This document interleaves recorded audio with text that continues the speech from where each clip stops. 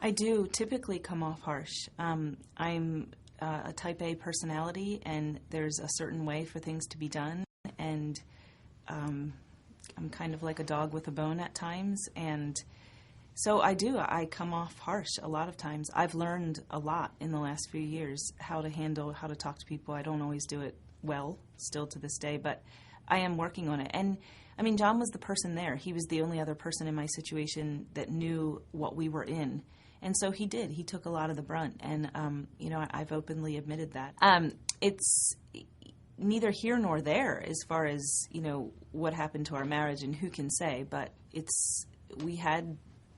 was captured. We had rough conversations, and I did. I talked very harshly. I feel like a lot of that was because a lot of us was riding on me, as it still is. I mean, I read this in a sense, though, as an apology to John. Is it?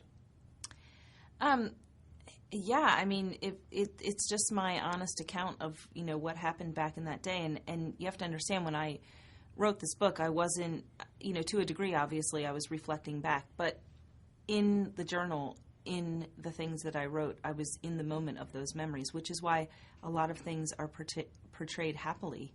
And those memories in my mind remain happy, good times and memories, and I refuse to cloud them in any way with what has happened since. Much of what you do involves speaking, or now Dancing with the Stars, but talking about your book. What kind of guilt? I think a lot of women can relate, because a lot of women work. Some are single moms. Right. What kind of guilt do you feel? I mean, is that a daily concern of yours? Immense. It is. And do you have a ritual that you go through with your kids when you go away for a few days? I do. Sorry. I miss them. Hold on. Would you like some water? Just a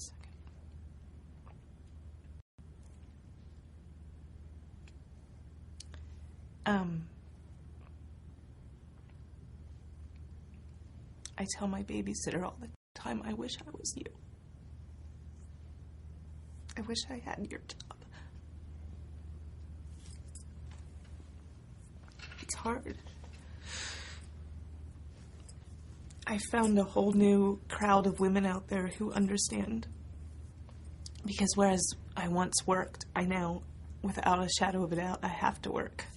And my job takes me away from them. And it's not easy to let somebody else pick them up from the bus stop. And to not be the one cooking them dinner, because I did that for a lot of years, and I loved it. And while I love my job and I love what I do now, it's hard. It's really hard. Tonight was I think Bruno called it a mini turning point or a mini breakthrough, but it really was a big breakthrough because for the first time, the judges were talking about dancing and you as a dancer. How did you feel about that? There are no words to describe how great this dance was and to hear good comments from the judges.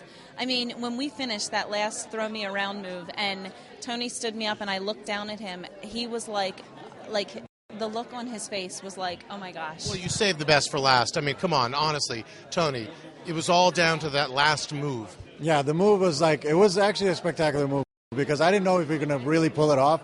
Well, we did, because the first time I tried it, I was like, okay, this is like a roller coaster ride. Get ready. And it's like, it just threw it around. Like, he threw me around, and I was like, whoa, what just happened? It is so fun. Like, I wish we could do a lot more of that.